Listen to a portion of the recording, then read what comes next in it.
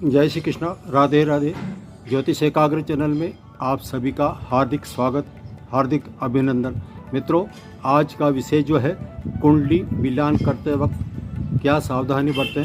कुंडली मिलान के बारे में एक वीडियो मैंने कुछ समय पहले जारी किया था। उससे अलग हटकर दो योग ऐसे हैं जिसमें कुंडली मिलान में सावधानी बहुत ज़रूरी है। जिसमें एक आता है छठे और आठवां का संबंध, और दूसरे और 12वें का संबंध अत्यंत घातक होता है। इसको अवॉइड नहीं करना चाहिए, इसको टालना चाहिए। इसके लिए अब मैं बता रहा हूँ, कुंडली जब मिलान करते हैं तो जिस लड़के या लड़की का विवाह हो रहा है उसमें हम गुण मिलान देखते हैं तो कम से कम 18 गुण मिलना चाहिए।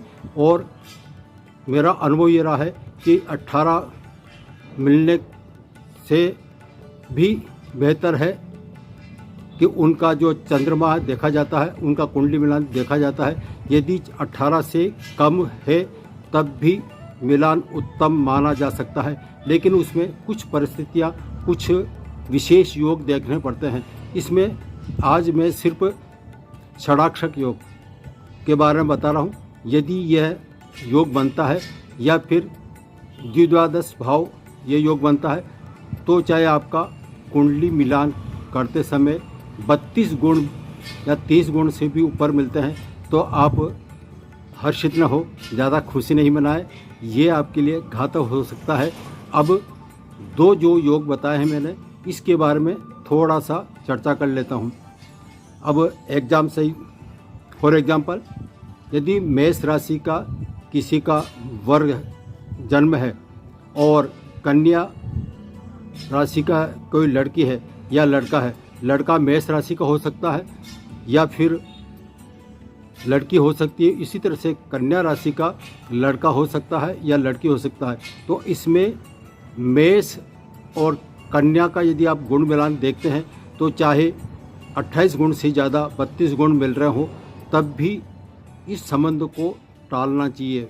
वो क्यों है कि मेष राशि से यदि हम कन्या राशि तक गिनते हैं तो ये छठा स्थान आता है। इसी तरह से कन्या से मेष राशि जब गिनते हैं तो ये अष्टम स्थान आता है। तो आपको मैं बता दूं कि जन्म कुंडली का जब हम अध्ययन करने जाते हैं तो कुंडली में 12 भाव होते हैं। 12 भाव में दुख के भाव जो कहलाते हैं वो छठा, 8वां और 12वां स्थान को हम दुखदायी स्थिति, दुख देने वाला भाव कहते हैं। छठा, 8वां और 12वां जिस तरह से हम कुंडली में जब देखते हैं, कुंडली विश्लेषण करते हैं तो ठीक ही तरह से यदि आप किसी के कुंडली मिलान कर रहे हैं, विवाह योग्य बच्चे का जब विवाह के लिए आप देख रहे हैं तो सर्वप्रथम कुंडली मिलान में यह सावधानी जरूरी है कि छठा और 8वां राशि, ये जो राशि संबंध है ये चंद्रमा से देखा जाता है। मेष राशि और कन्या राशि, मेष राशि का स्वामी मंगल होता है और कन्या राशि का स्वामी जो होता है बुध। अब ये बुध और मंगल का यदि हम स्वामी मैत्री का देखते हैं तो इनमें स्वामी मैत्री बिल्कुल नहीं है और ये शत्रुता अपनाते हैं। ये तो मैं स्वामी मैत्री की बात नहीं कर रहा हूँ, ये छठे और 8वें की बात कर रहा हूँ। और छठे 8वें में इसका जो फॉर एग्जांपल उदाहरण जो बताया मैंने, कन्या राशि और मेष राशि, मेष राशि से गिनते हैं तो छठा और कन्या राशि से गिनते तो 8वां, तो ये षडाक्षक कहलाता है। अब दूसरा आता है द्वादश। तो द्वादश कैसे बनता है?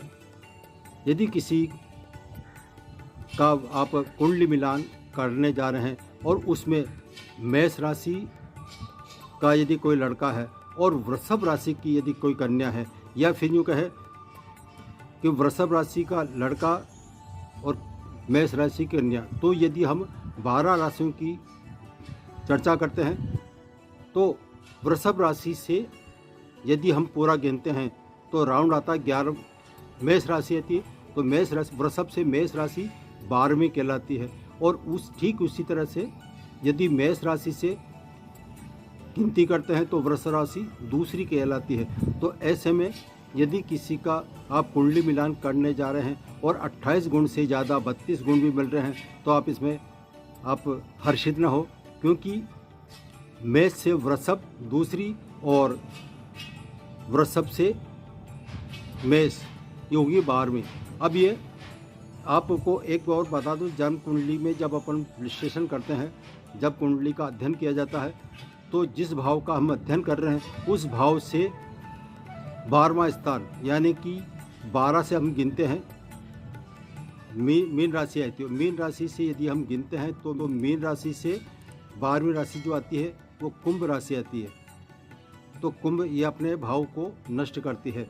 तो ऐसे में दूसरा द्वादश भाव, ये दोनों ही स्थितियां कुल मिलाकर दाम्पत्य जीवन के लिए अत्यंत खराब मानी जाती है। दूसरा भाव आपके कुटुंब परिवार का कहलाता है और 12वां भाव आपका शयन सुख कहलाता है।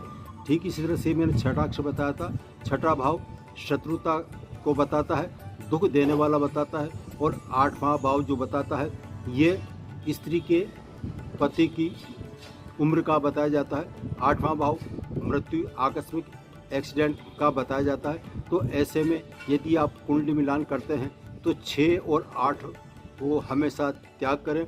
ठीक इसी तरह से यदि किसी का मिलान होता है तो एक दूसरा और 12वें भाव को हमेशा टालना चाहिए। ये दोनों ही परिस्थितियां दाम्पत्य जीवन के लिए अत्यंत घातक होती है।